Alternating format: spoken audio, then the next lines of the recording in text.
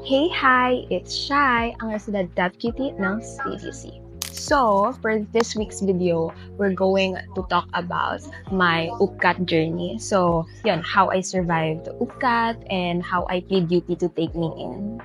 To start this video, I just want to say na I didn't pass the UPCAT itself. I initially got the red thank you dun sa portal ko nung binuksan ko siya ng mga April ng madaling araw. What makes me qualified to talk about UPCAT if I didn't pass it myself? So ngayon, ang hindi. We're gonna talk about kung paano ako nag-appeal during the appeal season, yun, for DevCom. Kasi, a lot of people talk about passing the UPCAT, how they reviewed, review center and all. Pero ako, I'm gonna talk about yung hindi masyado na pag-uusapan na appeal season ng UPCAT. So with that, let's get on to the video. So first things first, ang kailangan nyo malaman is that UPCAT starts early. Unlike other college entrance test or sets, mas maaga nagbubukas yung applications link ng UP. So for us, even I think before us, yung UPCA, mas maaga nag-open kaysa sa ibang other universities. So ang daming nakakaligtaan tong applications for UPCAT even though it's free kasi nga mas maaga sila and hindi aware yung mga students na like grade 11 pa lang kailangan mo nang mag-take ng UPCAT. Kasi yun yung nangyari sa amin. It was towards the end of grade 11 nung exam kami mismo. Pero it was during like mid-second sem nung nagbukas sila ng applications link. So it was nakakakaba kasi parang feeling mo ang bilis kasi parang hindi pa nga kayo tapos ng grade 11, mag-a-apply ka na sa university. Yun yung start ng university applications mo. So yun, I feel like you just need to be aware of the dates kung kailan siya naglalabas or nagpo-post yung UP for the UPCAT. So ayun, dapat alam mo if you want to get in to one of the UP campuses. So in relation to the first step, ang kailangan yung gawin to be aware of the application period of the sets. Kailangan yung sumali sa mga Facebook pages like Colegio Updates, like here. And I'm gonna also put other Facebook pages here na pwede nyo salihan. Kasi doon ako sumali last year. They're very helpful kasi yun nga, updated sila sa mga sets ganap and nagbibigay din sila mga reviewer ganun, which we'll talk about in the next steps. I feel like as early as second sem of grade 11, it is best na sumali kayo agad sa mga ganung group kasi doon yung malalaman talaga yung mga kaganapan in terms of college entrance tests. And parang doon din nagiging bukas yung options nyo as to what you're gonna take, tapos where are you gonna go to school, ganun, or gonna go to college. Kasi lahat is nandun. Hindi lang naman siya yung mga big 4, big 3, or whatever, yung mga big universities. Lahat nandun siya, mga state universities, pati yung mga scholarships na applications, nandun din siya. So, I think it's best na you definitely join those groups. If you want, I'm gonna link them down below para, ayun, maging aware kayo sa mga kaganapan before college. Third is, syempre, entrance exam na yan. So, it's either aral ka o dasal. Choose your fighter na lang. Kasi ako, dasal-dasal lang talaga. Ganun. Kasi a lot of people think na it is not necessary to review for these kind of things. Kasi nga, it's like, natakil naman na yung mga lessons dun sa exams mismo na from junior high to senior high. So parang feeling mo you're gonna be ready kasi if I can get through junior high or senior high, syempre it makes you think na makakapasa ka dun sa entrance exam. Pero that's the opposite of it. It's like you have to freshen or refresh your memory of those topics ng junior and senior high. So I feel like it's very unfortunate na kami yung unang nag-UPCAT despite missing grade 9 and grade 10 face-to-face. Kasi wala talaga ako na-gets or wala talaga ako natutunan nung pandemic.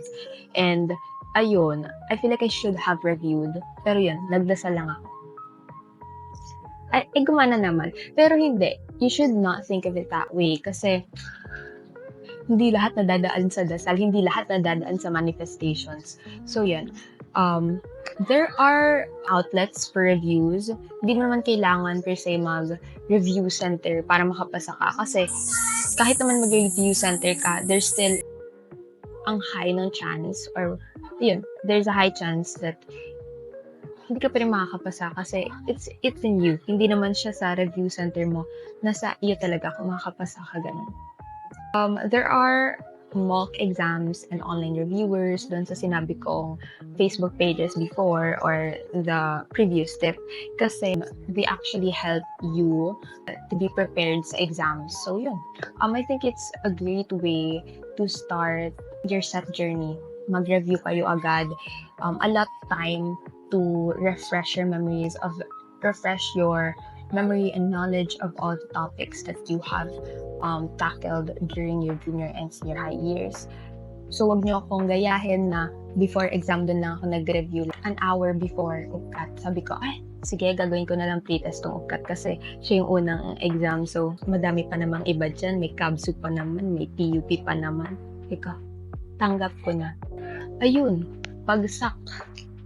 So, nakita ko na po ang UPG ko, mababa siya. Yay! Go. Siyempre, I learned from my mistakes, so dapat mag-review kayo. I understand na very hectic yung schedule natin during senior high kasi may research paper kayo ng grade 11 at may research paper din kayo ng grade 12. Pero as much as possible, siguro isiksik nyo from time to time, review or refresh your memory. Pero yun, I think basics lang naman yung kailangan yung balikan. Kasi if you know the basics, you're gonna know. Alam mo yung mga foundation ng knowledge mo, yung sa science. Kasi ano lang yan 3 lang yung categories. Or 3 lang yung exam nyo. So, language proficiency, reading comprehension, science, and math. So, 4 na yun. Refresh your memories para mapadali yung pag-exam nyo. And also, with the mock exams na provided, time yourself kasi ang pinakamahirap sa UPCAT is the time limit. Flash ko na lang dito yun, like yung subtests or yung tests and the allotted time na typically binibigay for those during UPCAT. So yun, dumako naman tayo sa topic ng appeal season. I feel like a lot of people know about this, pero not a lot of people talk about it kasi they're gatekeeping this process. Weeks before literal na admission or enrollment na ginagawa. Kasi yun yung mga habol or yung mga open slots pa in the university. Tapos, ito yung ginagawa ng mga tao na matataas yung UPG pero hindi nakapasa. Ayun, kasi if you don't pass the exam, makikita mo yung UPG mo and yung other subtest scores. Tapos doon i-base if you can still appeal or not, ganun. So, I think yung pinakamababang UPG for that is 2.8. So, yun. Beyond that, mga 2.9. Hindi na ata pwede. Pero yun, I still encourage you na even if you don't pass, try mo pa rin mag-appeal kasi dyan ako nakapasa. What I'm gonna tell you is to be strategic when you want to appeal. I feel like I cannot tell you na to just appeal kasi kasi nandun yung degree program na gusto mo. Appeal because you want to be here. Appeal because you want to get into UP. Appeal because you want everything. You're willing to do anything. Ayun. Actually, sa kagustuhan kong mag-UP, I also tried for the ASDC, yung Associates program ng DevCom. So, bali 2 years siya. Pero, since I passed yung BSDC mismo, hindi na ako go through with my application kasi meron din siyang kalakip na exams and all. So guys, those were the tips I have for you to pass UP and the appeals. I hope you learned from my mistake and I hope you got something from my advice as an appeal passer. Ayun. Thank you guys for watching and I'll see you next week.